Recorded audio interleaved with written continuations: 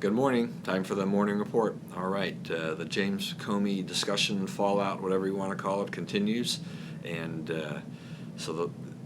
from both sides of the aisle, but mainly from Democrats who've been very critical of the firing and have been accusing the Trump administration of doing this to delay, scuttle any investigations into Russia and meddling in the 2016 presidential election.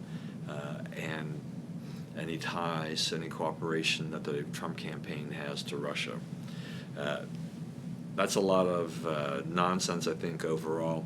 With Comey now no longer being the FBI director, one would think he would be much freer to talk about his experiences and his own personal opinions about the whole Trump-Russia thing. And that would probably more likely spur more action than decrease the activity that's been going on so far. I think the president may have handled this the best. One of his better tweets yesterday was calling the Democrats on the carpet for their hypocrisy on this. And in a tweet he issued, it was about a 2-minute video montage of Democrats, liberals, Bernie Sanders, Harry Reid, Nancy Pelosi, these types, all saying things to the effect of, Comey should resign, not right for the job, these types of things. They were saying this months and months ago, but now that the president has done it, this is a terrible thing. They're trying to cover up. This is very Nixonian, for which the Nixon Library pointed out that it wasn't. And so it's one of those things I think we're going to hear from for a little while, but Congress has got it in the Senate. They need to move on with other issues. They thought this was settled yesterday, but of course anything that revolves around the president is kind of a never-ending story, it seems. Next, Betsy DeVos, Education Secretary, spoke at Bethune-Cookman University. It's based in Florida. And it's a historically black college university, HBCU as it's more commonly referred to. There were some protests and by the NAACP. Some of the students had turned their back. The president handled it pretty well by all the reports that I could see, and was unapologetic about his invitation to DeVos. This is a huge step in the right direction for HBCUs and for any liberal institution in general to not to put your politics aside and go ahead and invite the administration members, cabinet members and whatnot from the other party, in this case the Republican Party, to speak to your college or university. Secretary DeVos wants to open up lines of communication. The president of the university thinks this is a good idea and even scrape together some money to pull all this off despite all the negative publicity.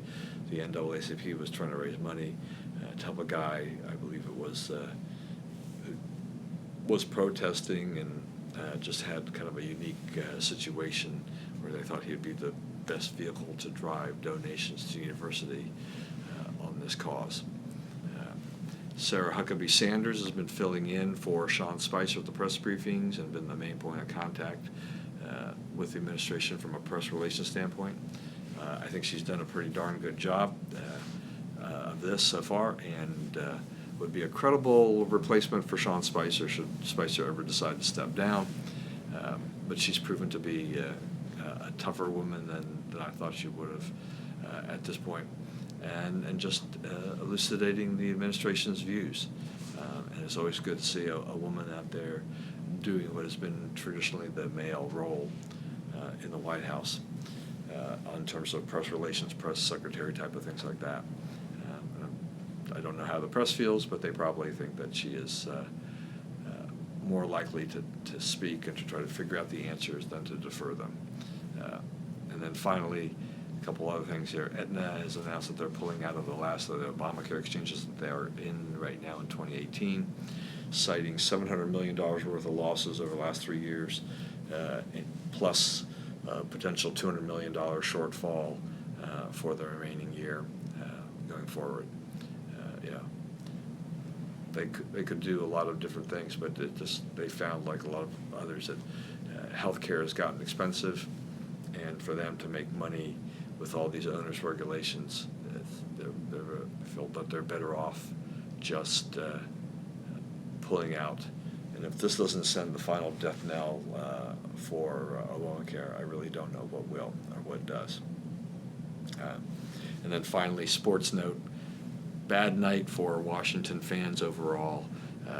The Capitals lost 2-0 to the Pittsburgh Penguins in the Stanley Cup playoffs, so they'll be going home while the Penguins will be marching on.